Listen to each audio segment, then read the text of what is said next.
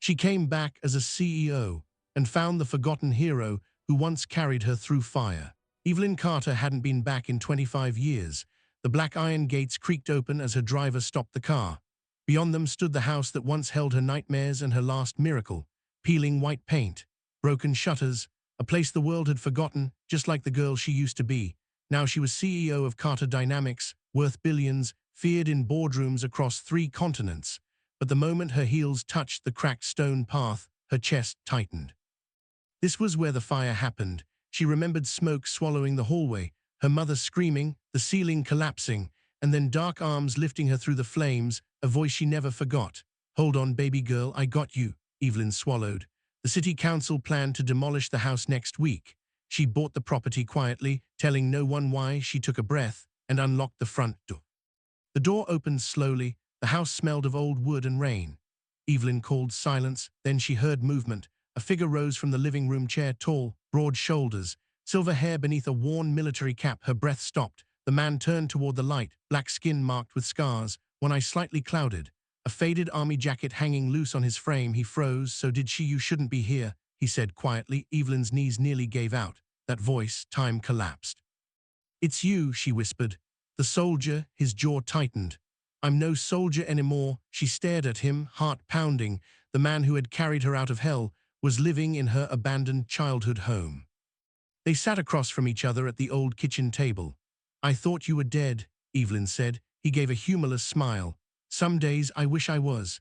His name was Samuel Brooks, Vietnam veteran, firefighter afterward, discharged with honors and trauma no one wanted to pay for. He told her how he'd been passing through the neighborhood years ago when he saw the flames. "No one was going in," he said. "Too dangerous." Leaned back, eyes distant. "I heard you coughing." Evelyn's hands trembled. "I lost everything that night," she whispered. Samuel looked at her gently. "You lived, that's everything." She had spent her entire life trying to outrun that night, and the man who saved her had been sleeping on a broken couch beneath the same roof. The apartment smelled of damp plaster and old coffee. A single bulb hung naked from the ceiling, throwing weak yellow light across cracked linoleum, and a formica counter that had probably been white in another decade. Evelyn's eyes caught on the cluster of amber bottles lined up like defeated soldiers near the sink. She tilted one toward the light. The label was faded, but the date was still legible. "Expired 3 years ago." She set it down carefully, as though it might shatter. "You live here." Her voice came out softer than she intended, almost swallowed by the hum of the ancient refrigerator. Samuel didn't turn from the window. He stood with his back to her, shoulders narrow inside a threadbare flannel shirt that had once been red. Rain tapped irregularly against the glass, streaking the view of fire escapes and sodium-lit brick. "City forgot this place," he said, "same way it forgets men like me." Evelyn felt something hot and sharp rise in her throat. She swallowed it down. The room was small, kitchen bleeding into living room, bleeding into bedroom, with no doors to separate them. A sagging couch faced a television with a cracked screen. On the coffee table lay a single photograph in a cheap dollar store frame, a much younger Samuel, arm around a laughing woman with Evelyn's eyes. The picture was sun-bleached at the edges, corners curling inward like old wounds. She had carried questions for 23 years. They had grown inside her like roots, cracking whatever foundation she tried to build. Now the man who had planted the first one stood 3 meters away, pretending to watch the rain. "Why didn't you ever find us?" The words escaped before she could temper them. "Me, my family, after everything." Samuel's head dipped. For a long moment he said nothing. Then he turned slowly, as though the movement cost him. His face was thinner than she remembered from the few grainy news clippings she had hoarded as a teenager. Gray threaded through what was left of his hair. A scar ran from his left temple down into the beard he no longer bothered to trim neatly. "Your mother died that night," he said quietly. "I made it to the hospital. They let me sit in the corridor outside the OR for 6 hours. I still had glass in my shoulder, blood soaking through the gauze, but I waited. When the doctor finally came out, he didn't have to say it. I already knew." He paused, fingers flexing at his sides, as though searching for something to hold. "By the time I was discharged 2 days later, the apartment was empty. Your clothes gone, toys gone. The landlord said child services had come, said there was no father listed, no next of kin who answered. They took you to a group home first, then foster care. I looked, for months, called every number they'd give me, showed up at offices until security walked me out. But I had no rights, no proof I was anything but the man who'd been driving the car when it happened. Evelyn's pulse thundered in her ears. She had heard versions of this story from social workers, from therapists, from well-meaning teachers who thought closure was a worksheet. None of them had ever included him, not once. Silence crushed the room. It pressed against her ribs until she couldn't breathe properly. She stood abruptly, the chair scraped backward. I became everything because of you, she said. The words tasted like iron. Every step, every fight, every time I clawed my way out of another placement, every scholarship application I wrote at 3 in the morning, every boardroom I walked into knowing they expected me to fail, I did it because I told myself I would never be invisible, never be disposable. I built a life so no one could ever erase me again. And all that time, I thought you walked away. Samuel shook his head, slow and weary. I just did what was right. No, her voice cracked like dry wood. You did what no one else would. You stayed. You pulled my mother out of that wreck while the engine was still burning. You held me on the shoulder of the highway until the paramedics took me. The newspapers called you a hero for 1 week, and then the city moved on. But you never did. He looked at her then, really looked. Not at the tailored coat, not at the expensive watch, not at the woman who had spent a decade remaking herself into someone untouchable. He looked at the girl who used to hide behind her mother's legs when strangers came to the door. I never stopped looking, he said. Even after the trail went cold, I kept the last address I had for you, kept the picture, kept hoping one day you'd knock on some door and I'd open it. Evelyn felt the sting behind her eyes. She refused to let the tears fall. Outside, the rain strengthened. It hammered the window now, steady and unforgiving. Water slid in dark rivers down the glass, distorting the city lights into long, bleeding streaks. She crossed the small space between them, stopped just short of touching him. I'm here now, she said. Samuel exhaled, a sound that might have been a laugh or a sob or both. You're here, he echoed. Evelyn reached out. Her fingers brushed the sleeve of his shirt, then closed around his forearm. His skin was cool, the muscle beneath thin but still strong. She felt the faint tremor in his hand when he lifted it to cover hers. I don't know what happens next, she admitted. I don't know how to do this, but I'm not leaving tonight without knowing you're not alone in this place anymore. He studied her face for a long beat. You don't owe me anything, Evie. The old nickname pierced her. No one had called her Evie since she was 9. She hadn't allowed it. Maybe not, she said, but you don't get to decide what I carry, not anymore. She looked around the dim apartment, the peeling paint, the empty shelves, the medicine bottles no one had bothered to throw away. Tomorrow, she said, we start fixing this, doctor first, real food, a place with heat that doesn't sound like it's dying, and then we figure out the rest, one day at a time. Samuel's eyes glistened. He didn't try to hide it. Bossy, he murmured, the ghost of a smile tugging at his mouth. Always was, she answered. Outside, the rain kept falling, washing the grime from the streets below. Inside the little forgotten apartment, 2 people who had lost each other for most of a lifetime stood close enough to hear one another breathe. And Evelyn made a decision that would change both their lives. Not with grand gestures or sudden fortune, but with the quiet, stubborn refusal to let the city forget them any longer. The first thing Samuel noticed was the engines. Low, expensive rumble, different from the delivery vans and battered taxis that usually coughed their way down this forgotten block. He eased the curtain aside with 2 fingers, just enough to see without being seen. 4 black SUVs, windows tinted to midnight, parked nose to tail like a funeral procession that had lost its way. Men and women in crisp suits stepped out, carrying leather portfolios and tablet screens that caught the weak January sun. One carried a medical bag. Another had the unmistakable bearing of someone who argued in courtrooms for a living. Samuel's stomach tightened. Old instincts flared, cops, inspectors, Someone finally come to serve the eviction papers the city had been threatening for 18 months. He didn't hear Evelyn come up behind him. She moved quietly these days, as though she understood how thin the walls were, how every sound carried. "They're not here to take anything away," she said, voice calm. He glanced at her. She was already dressed, simple dark sweater, jeans, hair pulled back, but there was a quiet authority in her posture he hadn't seen yesterday in the dim apartment light. She looked like someone who had spent the night making phone calls instead of sleeping. Samuel let the curtain fall back into place. "Who are they then?" "Doctors, a specialist from the VA hospital downtown, 2 lawyers, one from my firm, one who only handles veterans' cases, and a woman from the mayor's office who owes me a very large favor." Evelyn's mouth curved, not quite a smile. "Also a building inspector who suddenly decided the demolition notice was issued in error." He stared at her. Outside, more vehicles arrived. A news van this time, local station, satellite dish unfolding like a mechanical flower. Then another, a third. Phones already up, lenses trained on the sagging row house that had been scheduled to disappear under bulldozers next Tuesday. Samuel felt the floor shift beneath him, though nothing had moved. Evelyn touched his arm, light, careful.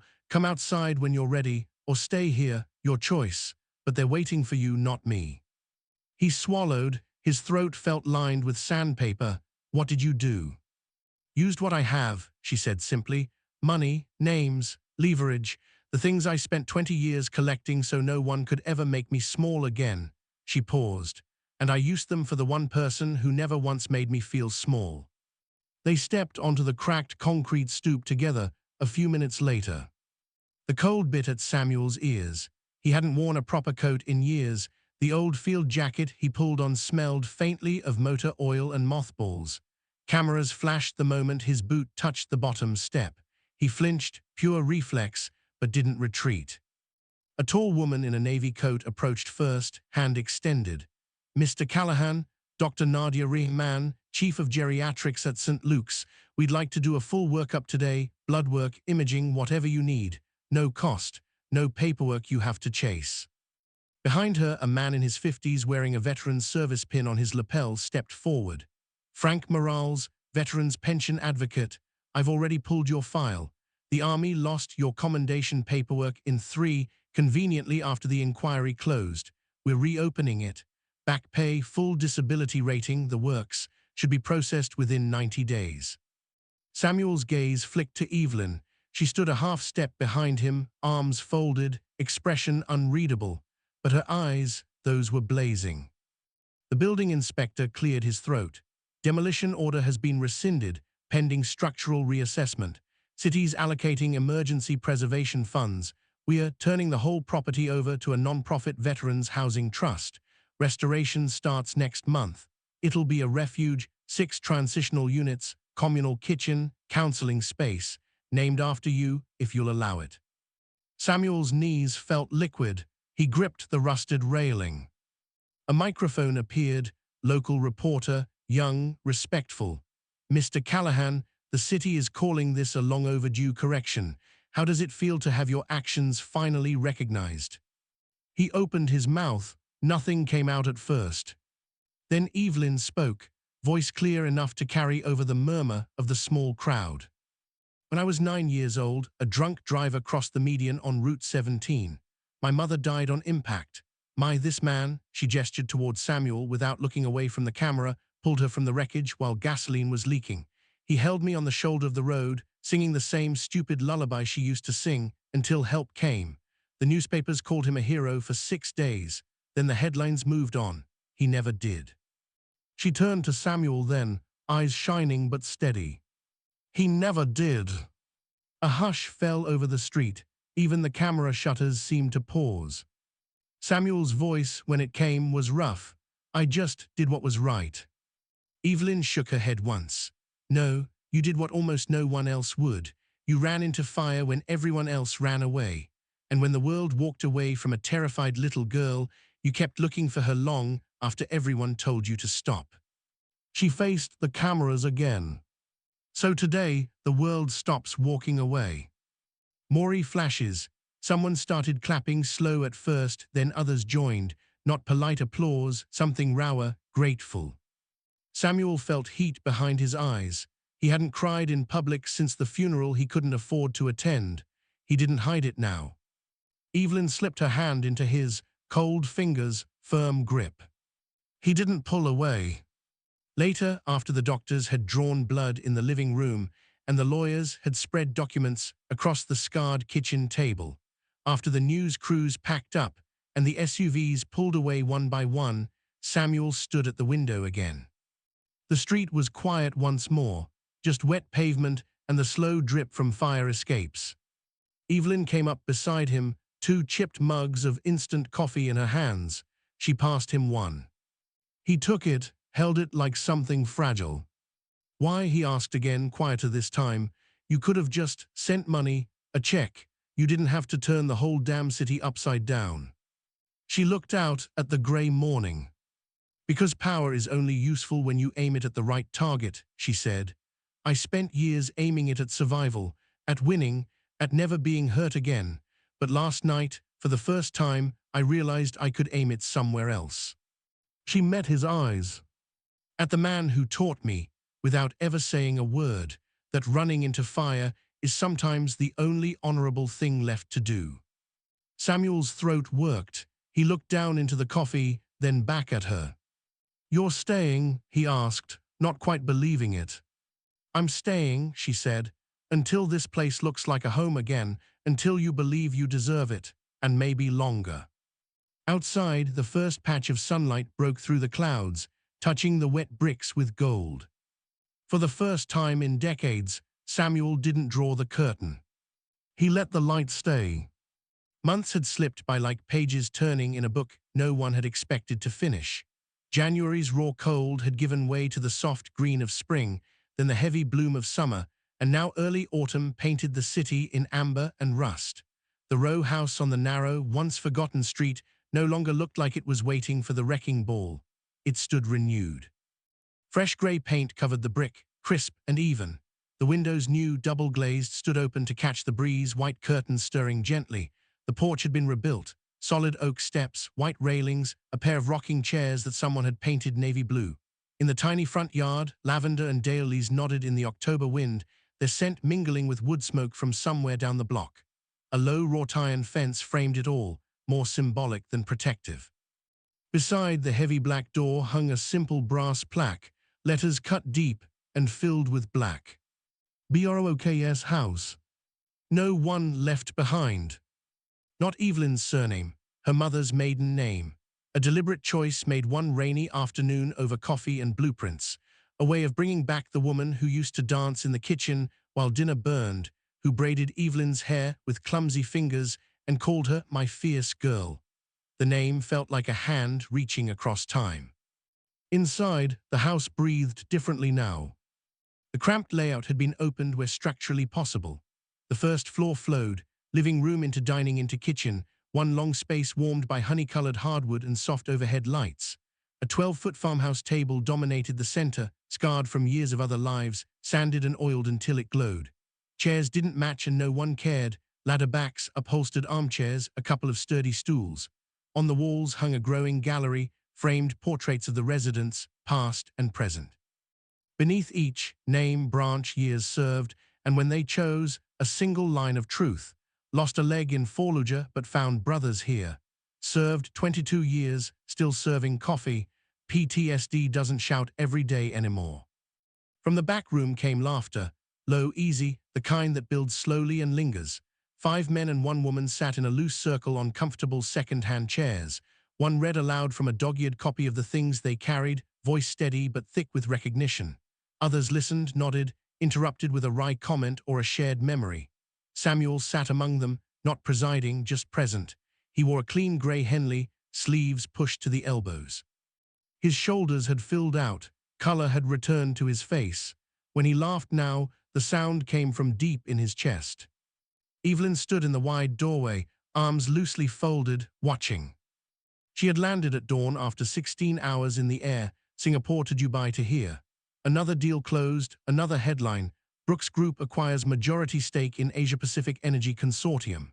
She had smiled through the press gaggle, answered questions with practiced ease, then disappeared into a car and straight to the airport. No layover, no delay. She needed to see this place in daylight. Today she wore faded jeans, soft leather boots, a cream sweater that cost more than most people's rent but looked like it belonged here. Hair down, no makeup beyond a swipe of balm, no armor. Samuel glanced up first. His eyes found hers across the room. He murmured an excuse to the group and crossed to her. "You're early," he said. "Thought the red-eye put you in at 8 tonight." Caught an earlier flight out of Dubai. She lifted one shoulder, missed the house. He studied her, really looked. "You look tired, Evie." "I am honest, but good tired." He nodded once, understanding. They stepped outside onto the porch together. The air carried the bite of coming winter, but still held warmth from the day. String lights looped along the railing waited for dusk. A tabby cat, one of 3 strays the residents had quietly adopted, stretched on the top step, purring when Evelyn bent to scratch its ears. Samuel leaned against a post. "We had the ribbon cutting last month. Small thing. Mayor sent a deputy, couple news cameras, mostly just us. Cut the tape with garden shears because that's what we had." He smiled faintly. "Place has been full ever since. Waiting list now." Evelyn looked down the street. Kids rode bikes. An older woman watered plants 2 doors down, ordinary life continuing. "It's beautiful," she said. "It's useful," he corrected gently. "That's better." Inside, someone called his name. "Coffee ready. Come taste this new roasted donor scent." He squeezed her arm. "Chair inside with your name on it," he said, "whenever you want it." She nodded. He went back in, the screen door side shut. Evelyn stayed on the porch a few minutes longer. She lifted her eyes to the plaque again. "BROKS house. No one left behind." Her throat tightened, not with grief this time, with something fuller. She had conquered markets, crushed competitors, built an empire on discipline and distance. She had walked into rooms where people expected her to shrink and instead made them adjust their chairs. She had won again and again until winning felt like breathing. But this quiet house with mismatched chairs and honest laughter and a plaque that carried her mother's name, this was her greatest return. Not a victory measured in billions. A homecoming measured in healed scars. She pushed the door open. Warmth enveloped her. Smells of fresh bread, brewed coffee, lemon cleaner. Voices rose in greeting. "Evie's here," casual, glad. A mug was pressed into her hand before she could speak. Someone pulled out the empty chair beside Samuel. He looked over as she sat. That same steady gaze from 23 years ago on the highway shoulder, singing off-key to keep a terrified child from shattering. She met his eyes.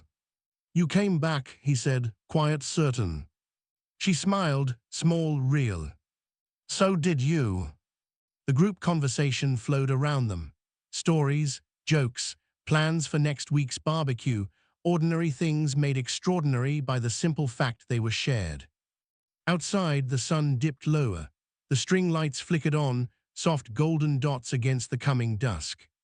For the first time since the fire stole everything, since hospital corridors and empty apartments and years of carrying ghosts in silence, they were both finally home. Not just in a building remade with fresh paint and open windows, but in each other. And in the stubborn, beautiful truth that no one, not one single person, would ever be left behind again.